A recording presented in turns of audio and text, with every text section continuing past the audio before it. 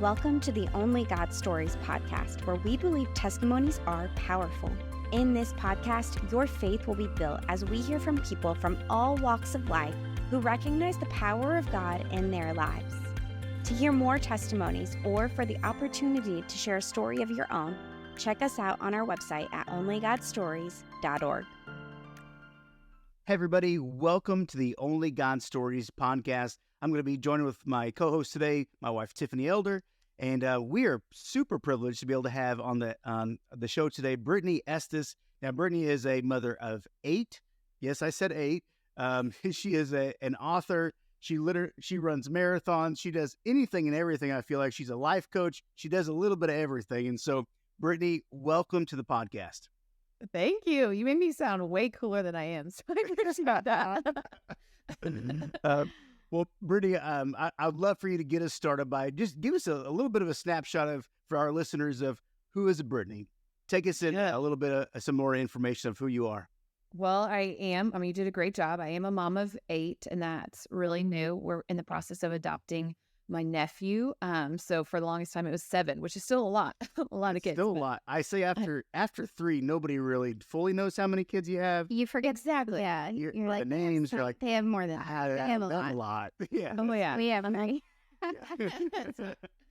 My favorite is when I'm traveling and I only have 3 or 4 kids, and they're like, "Man, you have your hands full." And I'm like, "You have no idea." No idea. Yeah. No idea. You're just no clue. Right. That's cute. You couldn't handle it. But yeah, so I'm married to my high school sweetheart, and we will have been married for 18 years. 18 years. This year. Let's go. I know. It's all crazy. And he is a children's pastor, so I guess that's really fitting that we have 8 children. And I have the honor to work with women at our current church as well as all across the world. And that's kind of worked in life coaching and speaking and writing this book. And I'm just kind of like, all right, Lord, wherever you take me, we'll continue to go. So that's kind of what it looks like in this season. That's great. Love that. I love that. And you and I have actually never met before, but I feel like I know you after several years of following you on social media, reading your book. And I really attribute that to your ability and just gifting to communicate in a way that's both real, raw, with humor thrown in. And honestly, and I was saying this earlier before we jumped on, you have so many amazing stories that anybody from any walk of life can relate to at least one of your stories. And you tell it in a way to where I actually feel like I'm there and I'm feeling the same emotions, the same tension that you were experiencing in the moment. That's how I feel when I was reading your book and reading some of your stories. It is very evident and clear that you just have an anointing and a gifting on your life. And that this book was definitely from God, and that you had a very clear vision and a clear story to tell and message to come across to people. And I would just love to know and hear a little bit more about when the conception of this book happened. So you put it in your terms, you called it a book baby at one point. Yes. And so I'd love to know, never had a baby or a book baby. A book baby. Anybody who knows anything about the book writing process knows it's a process. Yes. And I would just love to know, really hard. When did you get the idea? When did God give you this vision? Yeah. Well, first of all, that was probably the nicest compliment I've heard on this book. That was my hope. I didn't want to come to you as an authority or anything like that. I wanted to come to you as a friend. And this is how I would tell you face to face. And this is how I would help you. So that is so sweet. I'm so honored. Okay. So I just told you that I was a life coach, and I was actually at a retreat as I was being trained, the commissioning service for it. And I was peer coaching another coach. And I was trying to talk to her about urgency and things like that. And I was relating it back to a time when I was actually a women's pastor at a church. And I was telling her how, I had been mentoring these girls, and, all of a sudden in 1 week, they both kind of snapped, and one had to be put in an institution. And the other tried to end her life, and just how devastating that was. And the Lord kind of woke me up one morning and was like, here is the problem. Do you not see what it is? My age of women and older are grappling with our purpose and our worth and all of these things. And because of that, we're self-focused. So we can't focus on anything other than ourselves. And we're losing this generation underneath us who don't understand these things and are dealing with so much more than we are. And they need us to have ourselves settled to turn back and be like, I got you. Like, let me show you the way. And as I was telling her, I was getting all heated and like hot and bothered about it, kind of like now. And she was like, hold on, Brittany, I think there might be something to this. And I was like, oh, interesting. And so through that weekend, the Lord was like, and this is it. Because I knew, and I think you know this, Tiffany, like when you understand or have like a calling to write a book, you're kind of like, this is it. And you think it's the direction you're running, and you start running, you're like, wait, no, okay, this is not the book. And it just, something doesn't play out, whether it's the idea phase or just a lot of no's or whatever. And you just kind of shelf it for a bit. That's kind of how it was for me. In 2018, I felt like I was like, and you're going to write a book. And I was like, fantastic. And it just never went anywhere. But it was that weekend, it all kind of pieced together. And I remember calling Sam at the end of the retreat, and I was like, I know what happens next. And I was like, I am writing a book. And you read my book, so you know this, Tiffany. Like, he was probably the wisest man in the world at that moment, which I always tell him, like, he don't get a big head. Like, it's okay. But he was like, why don't you stop right now and coach yourself through this moment? Because you get back home, you start dealing with 7 kids and life and the reality and the no's and all the things that come from it and the frustrations. And then all of a sudden, that moment that you had with the Lord where he was like, here is your dream, here is your path, will kind of fade. And he was like, coach yourself in this moment when you're on this high. So then you can really look back good to that. Right. So good. I love that. I actually remember when you posted about it on social media. Like, I remember you talking about that on Instagram. So I loved seeing that in the book. Yeah. And I mean, he was so right, because I literally have gone back to that so many times, because it's easy to lay it down in the weight and the heavy and the hard. But I told him, like, hey, this is the direction. And from that moment, it was like, all right, guns a-blazing, let's go, kind of thing. So I love that. Oh, that's a big journey, and there's a lot. You said that in only a couple minutes, but there's a lot of details that are in there. And I think for any of our listeners, I think for all of our listeners, God's going to continue to drop dreams into your heart. But being able to remember, like, man, that the excitement, those things can fade, but the consistency, and I think that plays forward in a lot of things within your life that I see. Everything from running marathons, which you do, to taking care of 7 kids. And but I'd love to know, like, really just based on really some of that storying, being able to hear some of that process, the time between the actual dream and signing book deal, there's a lot that happens within there. But how did you, I mean, what type of obstacles did you see that were in the way, that were keeping you from really crossing the finish line on that? And what did you do to really overcome some of those things along the way? I'm actually so glad you asked that, because I felt like I didn't get to finish it in this first part. So let me explain. You say, okay, I'm going to write a book, and you go back to your house and you're like, fantastic. Like, I know what I want to tell them, but how do I get them to that point? And there's so much that happens between, you have to come up with a book proposal that's usually around, like, 50 or so pages, right, Tiffany? Right. It's a lot. And that's just to be like, let me write a book. This sounds great, And then you open yourself to be judged by so many people based everybody. on this book proposal. You better be confident in your identity before you get started, because it's what's going to hit. You lean on that. And like well-knowing people who you're like, I'm going to write a book, and they're like, great, when does it come out? You're like, oh, no.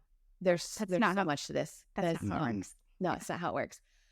So in the process of like getting a proposal together, which is a thing in of itself, and then submitting it to agents to try to find an agent to like you enough and your idea enough to want to represent you, because they work with you and they don't get paid until you get paid. So they're taking a risk on you. To then, like, they love your idea, they help you tweak it, and then submit it to publishers to hopefully have a publisher say, I like this idea, I want to buy it, I want you to write it. Like, that can take a long, long time. And I was like, okay. The Lord was really sweet to me in the fact that I came home in September and I was like, this is what's going to happen. I'm going to write a book. Like, I need to stay focused on it. And then October, one Sunday at church, we had a pastor come in and he was teaching. And I remember he was teaching in Genesis 18. And it was where the Lord kind of was with Abraham. And he was like, this time next year, you're going to have a baby. And Sarah hears it and she kind of laughs. And the Lord's like, did you just laugh? Because my Lord, I've had this conversation with my kids before. Did you laugh? Right, you're right. And I feel like my God would be kind of sarcastic and like, oh, excuse me. And because Sarah's like, no, I didn't laugh. And he's like, oh, but you did. Like, you did laugh. And I just felt in that moment, because then it follows up in Genesis 21, when it said the Lord did as he promised to her, and Sarah had a baby. And I felt like in my spirit, the Lord was like, this is my promise to you. You will have that baby next year. And I didn't know whether it was like my book would come out, which is very unrealistic in the traditional publishing world, or I'd have a contract or whatever it was. Like, I didn't know, but I was kind of like, this is it. And I literally, if I could have my Bible, I'd show you, I marked it. I dated this is the date. And so I was like, okay, so we've got a year. And so I like charged forward in the confidence of believing that, you know, what he said was true, you know, if he's done these other things, why would I doubt that this would be it? So I just kind of went forward. But with that said, I wanted to be very transparent online, and hopefully I was. Tiffany can say yes or no, but you are. Everything I saw, I think I agree with her. I saw the vulnerability. I think you did a great job. But I wanted to be like, here's what God said, because it's easy to say, like, when you get the contract and it's nice and shiny, to be like, and God promised me. And there was a lot of heart and a lot of whatever, and you're like, sure, whatever. Like, you have the contract. That means nothing. But I wanted people to see me walk that journey, because there is such a middle period where there are moments when you hear the no for the fourth time and it wrecks you, and you're just like, what is this? Because it's hard not to, like, and you take it personal, and you feel not good enough, and you question, why did God call me to do this? Is it wrong? Did I hear it wrong? Like, there are moments like that. And do you continue to like wake up and say, I'm just going to trust for one more day? I had a friend suggest to me to quit for the day and then show up again tomorrow. So it's okay if you got to quit, but quit for the day and then show up again tomorrow. Quit for the day. I love that. Right. Like, it makes it easy to, it gives you an okay to be like, I'm just going to stop for today. Today I'm going to eat ice cream. I'm going to curl up in a ball in my bed and sleep. What kind of ice cream? This is important. We have to know what kind. Question. It's very important. First of all, it has to be Bluebell. That's my favorite. Thank you. Thank you. Sam is a very big snob when it comes to that. Okay. But he and I differ on like flavors. His is homemade vanilla. Mine is, we do Neapolitan because I like the strawberry, and he likes Great Divide as well, so he gets both of those. So I feel like that's Joseph. Joseph very loves similar. Neapolitan. I like the Neapolitan. Homemade vanilla. Homemade vanilla. Goodness, we should be hanging out more. We could be couples friends now. Yes. That's our next icebreaker question for our next friends. Right. Hey, what kind of ice cream do you eat? Because it's very if they don't say Bluebell, then I guess they're out. So, But I love that. You wait for the day. With the plastic cartons. Do you like Walmart? You go to the plastic cartons in a gallon, and it has like all the freeze dried. Yeah. I don't agree that. Your parents loved you. Yeah, we had the cheap ice cream, is what she's saying. We should. That's what she's saying. Yes. You don't know. You don't know. No. Right. Oh my gosh, that's amazing. All right, for the day. Now we've interrupted you 4 times. We were Bluebell, Neapolitan, and then you move forward. Yeah. And so it was a lot of work and a lot of moments, like, as time was getting close, like, okay, God, are you sure you're going to do this? Like, I'm going to look like a fool. And I was very transparent too, to be like, I may look like a fool, but I would rather, if he came through, everyone would be like, this is what God did. Like, I need you to understand. Yes. This is a miracle. Because you invited them into the journey too. Right. And in the nicest way possible. I'm a nobody. Like, I'm not some big name. I'm not some whatever. So me getting a book contract was very much like, who am I to ask for that? Yeah. You know? But I felt very David and Goliath in the moment of, I am who God has called me to be. And I'm going to trust that he's going to do this. Amen. So there was moments, I remember in August, I literally was just like, I think I may have gotten this wrong. Like, I think I heard God wrong. Not in the sense of he told me to write a book, but in the sense of I was supposed to go this direction, because I had an agent at that point and we were pitching to publishers, and I had gotten so many no's, and I thought, okay, this is wrong. Like, what am I doing? And I remember I was on my face, like on my hands and knees, bawling into the carpet. And I was like, what did I do? And I just had my hands out like, you can have it. Like, what have I made this journey out of? And I had to go back to what was the last thing he said. And he said, you're going to write a book. And so I was like, okay, I will write this book and then we'll go from there. And I was like, I'm going to take 2 weeks off, not talk to my agent about it, not worry about anything else about it. And I told her, I was like, I'm shutting everything down. I shut all social media down. And I was like, it's you and me, God, and we're going to work this out. And I was very resigned, not in a defeated way, that I wasn't going to get a contract. I was just going to write the book. and I would publish it, and the Lord would he didn't need anything fancy or frilly or big or whatever. He could get the message out however he wanted. And it was after that, in that 2-week period, that I had a publisher reach out to me and say, hey, we want to buy this book. And I was like, no. I don't know. Because I was like, that's not what God said. I didn't know this part of the story. I'm really intrigued. Okay. I missed this part. Yeah. So I told him no. And then my agent was like, people that aren't in the writing world, like, you don't do that. You don't do that for your first book. You don't. I mean, somebody has a check in. I guess it's not big deal to get anybody interested. I know. Yeah. And I was like, no, because I was so resigned to the fact, like, no, this is what God told me to do. And this is a distraction. Because I did want to weigh it against, is this a distraction to be like, will you do what you said you would do? Or are you going to try to chase after flashy big things? And, That's really good. and I didn't want to do that. So my agent was very much like, hey, how about you pray about this? I was like, good point. Good point. And I remember being like, okay, like I wasn't as excited about it or anything, just because I literally thought that was not the direction. And as I kind of told Sam about it, because I told it no before I told Sam, like I was like, no. And then I told Sam, and he's like, you did what? Here we have just how I just did. You don't. Right. I like Sam. I know, right? Like it was right twice. But I happened to be a couple hours away at a friend's house, and I was driving home, and she was like, she was telling me a story of her friend and how her friend was asking God for a sign, and not like in a bad or kitschy kind of way, but like, God, I just want to see you. Where are you in this process? And so on my drive home, I was kind of like, God, if I'm supposed to take this, gig, if I'm supposed to write this book and take this contract, can you just give me a rainbow this weekend? And at the time, rainbows weren't like a huge deal to me. I mean, I love them. I love rainbows, but it just was God's promise, with the story of Noah. And I was like, if this is your promise that I'm clinging to, that I'm going to have a book this fall, if this is it, would you just give me a rainbow? And I thought, I'm going to get a rainbow in the sky if he wants me to. If not over the weekend, that's fine. I'll write this book. And literally I drove home.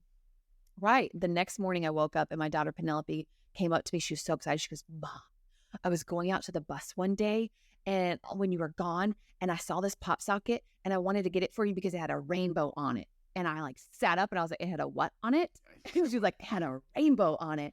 And I kid you not, over the next couple of days, like living in Mississippi, we saw a license plate from Hawaii, and their symbol on the license plate is a rainbow. In Mississippi. In Mississippi, right.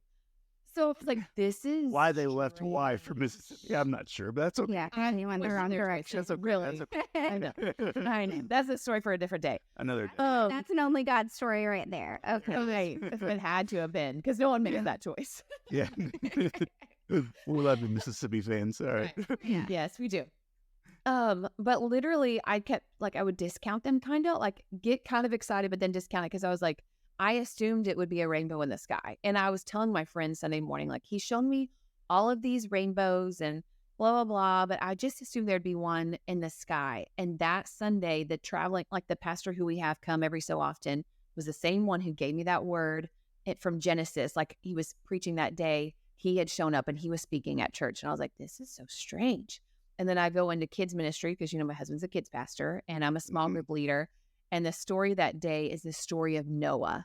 And the guy is like teaching. I know. And at the end of it, he goes, and God gave him a rainbow in the sky. And I lost it because I was like, that's what I was waiting for. And and I started crying and I was like, okay, all right, God, I'm going to do this. And so I signed the contract with them to get the book out. But I mean, I got chills just listening for just how God continues to speak and to show up consistently. And even if we can be a little stubborn and hard-headed sometimes, it just takes a few extra times.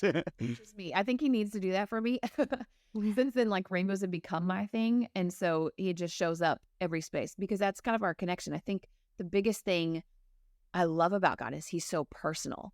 So what matters to me, and he meets me in spaces that matter to me because he loves me. Just like he's going to meet you, Joey, in a totally different way because he loves you.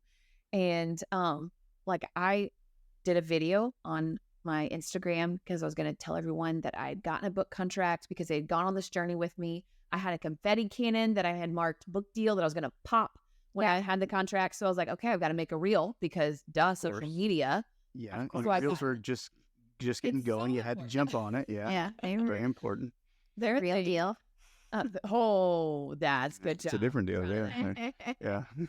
But I was like, I'm going to do this and I'm going to make it all fun and exciting because that's how I do life. And I'd gotten all dolled up and ready for it.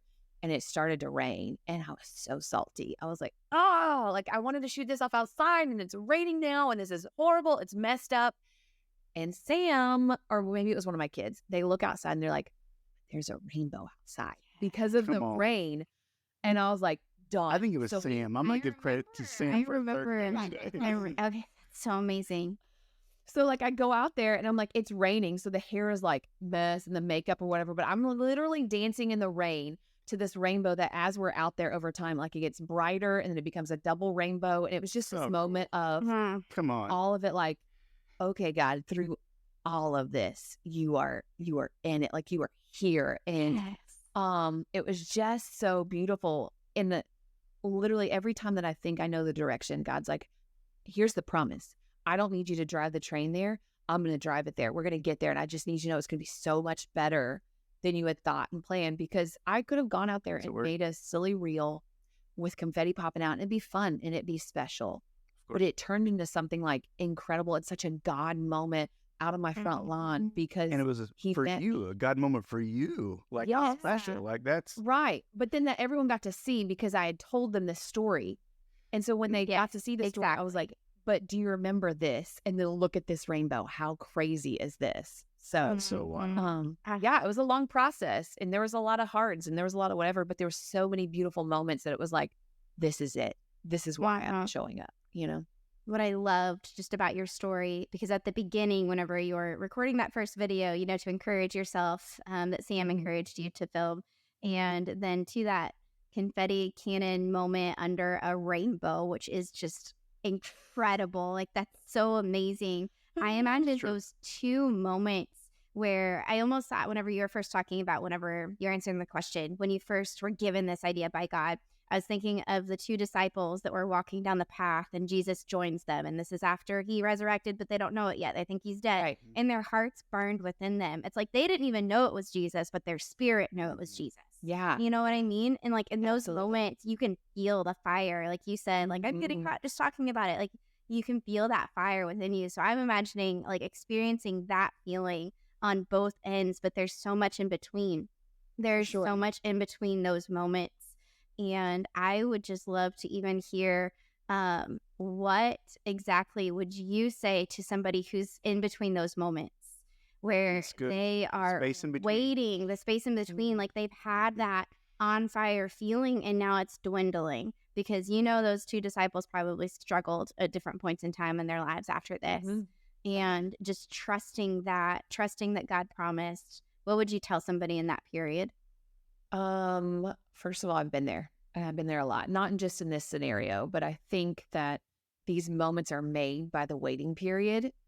Because if it's instant, it's not always easy to see God's hand in it, and we just become used to it. But the best advice is, okay, quit for the day. Like, don't hold it. Don't hold up this thing that you're waiting on. It's fine. Like, fall apart. Just take a moment, do whatever. But then keep showing up the next day, whether you're asking God to come through in a medical diagnosis, or if you're asking him to, you know, give you this job or whatever it is, like, don't stop. Like, do not stop.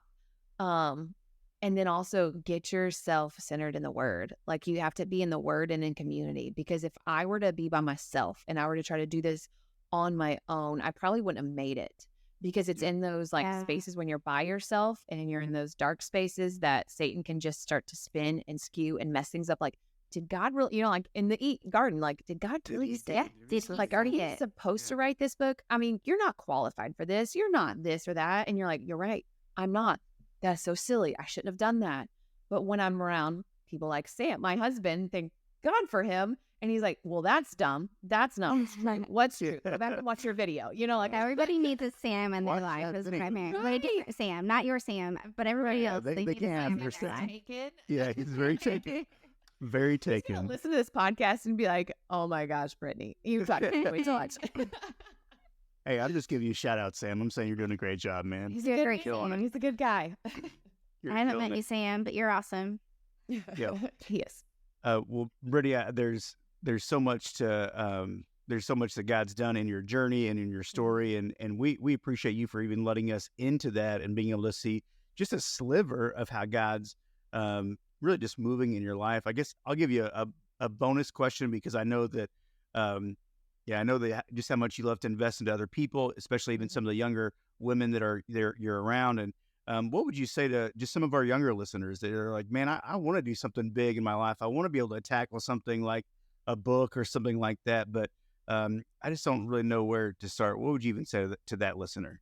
Well, first of all, I'd say find me on social media because I know I do this as a job, but I want people to step into their calling, whatever that may be. And so I help people all the time for free. But You should charge them. That's I what do you're saying. charge them. There Yeah, you yeah. That is it seems like, and now we're gonna charge them, right? And I'm like, you're right, honey. No, but I don't want that to be an obstacle. So like realistically, I earn income doing that. But answering small questions and things like that, like I love to help because here's the deal. When we have an idea or we have a dream, we don't let enough time go with we're like sitting in that dream and that possibility and let God be like, and here it is, before all of a sudden we're like, but what about this? Or what about this? Or we throw our qualifications at it, or we throw these fears at it, or these standards. And we don't, because of that, it hasn't had time to like grow and bloom before we throw all these things in. It just crushes. Like it can't hold the weight of that. Yep. It's like so comparable. Yeah. right. So my thing would be like, just sit in that for a minute, like dream. If there was anything you could do and you know God wouldn't let it fail, what would you do? If you could do anything for the rest of your life, like what would it be?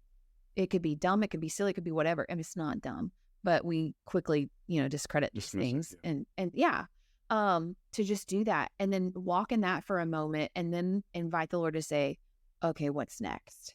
And when he can guard and he can guide and he can edit, then he gets control one of the results and you're willingly let him have. Like if it changes and it shifts, great. If he's like not in this season, fantastic. Yeah. Then move from that point. But don't say I'm too young, I'm not smart enough, I don't have the steps, I don't have whatever. You want to write a book? Reach out to an author, reach out to an agent, reach out to a publisher. Like do that. Have enough like investment or desire in yourself to be like, I can at least ask, because That's good. even with me, I was like, the worst they can do is say no. That's the worst. And when you take that away, like it's fine. Like they can just say no, great. But they're still going to say no if I don't ask. Like you miss 100% shots you don't take, Right. That's what I hear. I don't know. We control the inputs, God controls the outputs. So Absolutely. I think that's really, really good wisdom from you, Brittany. I know there's a lot more that we could probably learn and listen to. But for sake of time, I just want to end by saying, once again, from us, thank you for being on here.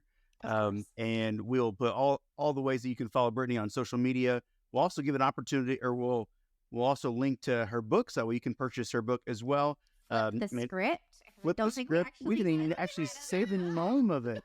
My God. Wow.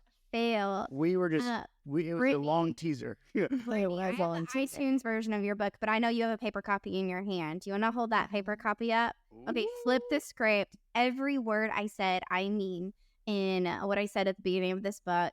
You're raw, real, and humorous all at the same time. It was such a beautiful book. It makes you feel like you're there in some of her stories. And also, like, it's a coaching session is how I feel. Really? Whenever I read your book, it was a coaching session because you are giving, like, here's something that you need to flip your script on, or you may need to flip your script on. And here's some practical tools to do it and practical steps to take. So that would be also, I would add that bonus advice for those young people and really any generation, that this book is a coaching session in itself. That's really good. So you definitely want to get the book. And we will be giving away a free copy on Instagram. It's so true. We're going to do that. Be sure to find She's going to give us a free copy. And I'm just kidding. We're going to. What do you say? Yeah, Sam. Gotta get Sam involved. No, but follow us on Only God Stories on Instagram and follow Brittany. And we will make sure that we have all the details there and tag her in it as well. It's true. For sure. Hey, once again, blessing. You guys have a good one. We'll see you next week. Thank you for listening to the Only God Stories podcast. Be sure to follow us on social media as we share more stories like these, and don't forget to check out our website at onlygodstories.org for more information on how you can share how the power of God has moved in your life.